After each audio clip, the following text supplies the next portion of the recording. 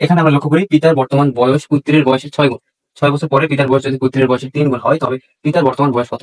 এখানে একটা জিনিস আমাদের লক্ষ্য রাখতে হবে যে পিতার যে বয়সী সেটা হচ্ছে পুত্রের বয়সে 6 গুণ হবে। তো পুত্রের বয়স যেহেতু এখানে দেওয়া নেই, তো সেক্ষেত্রে আমরা পুত্রের বয়সটা আমরা ধরে নিব এক্স। তো আমরা এখানে লিখে ফেলি, ধরি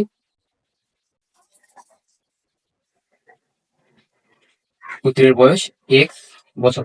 আমি একটু শর্টকাটে লিখতেছি, শুধু বেসিকটা আমরা একটু বুঝে নিই সবাই। পুত্রের বয়স এক্স বছর, তাহলে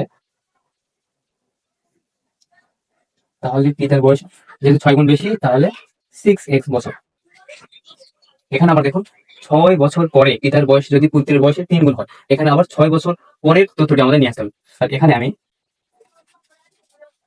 শর্ত মতে লিখি, তো পিতার বয়স ছিল 6x এবং পুত্রের বয়স হচ্ছে এক্স। যেহেতু 6 বছর পরের তথ্য এখানে দেওয়া আছে, তাহলে এর সঙ্গে 6টা যোগ করে নিলাম এবং পুত্রের বয়সের সঙ্গে 6 যোগ করে নিলাম। এখানে যেহেতু পুত্রের বয়সের 3 গুণের কথা বলছে, তাহলে এই যে এটা হচ্ছে পুত্রের বয়স, এটার সঙ্গে আমরা 3টা গুণ করে দিলাম। এবার আমরা সমাধানটা করার চেষ্টা করি। তাহলে 6x প্লাস 6 এখানে থাকবে। তো এখানে ব্র্যাকেটের ভিতরে যে দুটি পদ রয়েছে, আমরা এই 3 দিয়ে প্রত্যেককে গুণ করে দেব। তো 3 এবং x গুণ করলে 3x প্লাস 3 এবং 6 গুণ করলে 18। এখন 6x, এখানে 3x আমরা এই পাশে নিয়ে চলে আসবো, যেহেতু আমাদের x এর মানটা বের করতে হবে। তাহলে x এর যে পদগুলো রয়েছে সেগুলো সব বাম পাশে নিয়ে আসবো। 3x এখানে যেহেতু প্লাস ছিল, এখানে এসে মাইনাস হবে এবং 18 এর সঙ্গে এখানে 6 যেহেতু প্লাসে ছিল, ওই পাশে গিয়ে মাইনাস হবে।